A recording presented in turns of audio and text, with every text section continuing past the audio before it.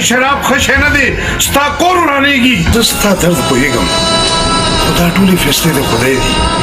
زه دې کیسه نشم ویلی. وطنا وطنا وطنا. سلامونه ګرانو کتونکو، هیله لرم چې تاسو به ټول روغ جوړ او خوشحاله یاست. زه ستاسو کوربه اعظم خان مندوخیل، تاسو ګورئ وطن چینل. ګرانو کتونکو، نن له تاسو سره د یو داسې فنکار کیسه شیر کول غواړم چې ټول عمر یې په پاکستان فلم انډسټري کې تیر کړی دی. خو د افسوس خبره دا ده چې د پنجاب په دارالحکومت لاهور ښار کې د زړه د ناروغۍ له وجې له دې نړۍ د همیش دپاره سترګې پټې کړې. انا لله و انا الیه راجعون. دا کیسه د اردو، پنجابي او پښتو فلمونو د یو خاموش اتل، د یو زوړ فایټر او فلم سټار شیرخان ده. شیرخان د پاکستان فلم انډسټري یو پیژندل شوی فایټر او اداکار و. د په اردو، پنجابي او پښتو فلمونو کې د خپل فن مظاهره کوله. په اکثره فلمونو کې به واړه کردارونه کول، خو هغه کردارونه به دومره ښایسته او دومره جانداره به وو چې هغه به د فلم یو ضروري مهمه برخه شوه. دا اکثره د فایټر، ویلن او سپورټینګ کردارونه کړي دي.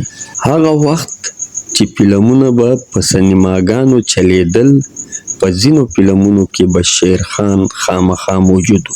خو بدقسمتي دا ده چې داسې اداکارانو ته هغه شهرت، هغه نوم نه میلاویږي د کم شهرت چې داسې فنکاران طلبګاران وي. شیرخان پاکستان فلم انډسټري ته په ډیر مشکل داخل شوی و. نه یې زورور سپارش و او نه مضبوطه سهاره. یوازې یو صلاحیت ورسره و: جذبه، حوصله او سخت کار. هغه به خطرناک فایټ سینونه کول، داسې سینونه چې هغه څوک هم نشي کولای. کله به زخمی شو، کله به تر حد زیاته ستړی شو، خو بیا به هم شوټینګ ته حاضر و. د ده لپاره فلم یوازې روزګار نه و، بلکې مینه وه، جنون او جذبه وه. خو افسوس د دې هر څه بدل کې ورته ډیره کمه معاوضه ورکول کېده.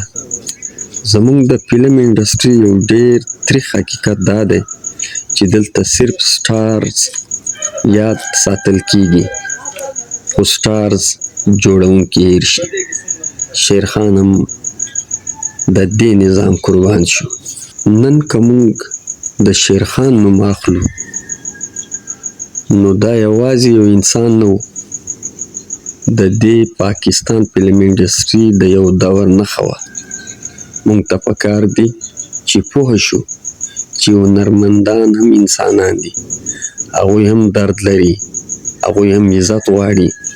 هغوی ته عزت ورکول او هغوی قدر کول ستاسو او زموږ د ټولو ذمهواري ده. فنکار هغه وخت ژوندی پاتې کیږي کله چې خلک یې یاد وساتي. شیرخان چې کله پاکستان فلم انډسټري ته داخل شو، نو د ده ملاقات د پنجابي فلمانو یو لیجنډ سلطان رئیس صاحب سره وسو. سلطان رئیس صاحب سره به په پنجابي فلمونو کې واړه کرکټر کول. سلطان رئیس صاحب او د ده تعلق چې ډیر ګیره شو، نو سلطان رئیس صاحب وده ته د زوی درجه ورکړه. یو وخت شیرخان د یو فلم د شوټینګ پر لوکیشن موجود و چې هغه وخت ده ته اطلاع ورغله چې ستا پلار پاک رسېدلی دی. د فلم پروډیوسر صاحب ته دا خبره وکړه چې زما پلار پاک رسېدلی دی، زه د خپل پلار د دید دپاره پنډۍ ته ځم. پروډیوسر ورته وویلې چې ته ځای ته لاړ شه، زه درپسې درځم.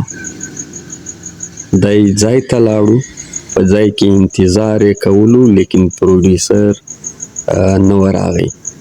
ده ته خیال ورغلی چې سلطان رئیس مرحوم له لاړ شه. دی سلطان رئیس صاحب له لاړی. سلطان رئیس صاحب په خپل کور کې په ده چای وڅکلی، د ټیکانه ورکه او 10,000 روپیه ورکې، ورته ویې ویلې چې فوراً خپل پلار ته دید ته ځان ورسوه. شیرخان به چرته په یو محفل کې ناسو چې په هغه محفل کې به د سلطان رئیس صاحب ذکر راغلی نو شیرخان به سلطان رئیس صاحب ډیر صفت کولی. ګرانو کتونکو انسانان مري، خامخا به مري او چاته قبر میلاو شي چاته قبر نشي میلاو. شیرخان خوش قسمت انسان و چې دته قبر میلاو سو. لاهور کې هارت اٹیک وشو او له لاهور یا پنډۍ ته خپل خاندان ته راورسولې او په پنډۍ کې خاورو ته وسپارئ. راځئ چې په آخر کې د شیرخان مرحوم دپاره دعا وکړو. الله پاک د شیرخان مرحوم ته په جنت الفردوس کې اوچته برخه ورکړي. الله دې د هغه ټولې خطاوې معاف کړي. الله دې د هغه کورنۍ ته صبر ورکړي. آمین ثم آمین.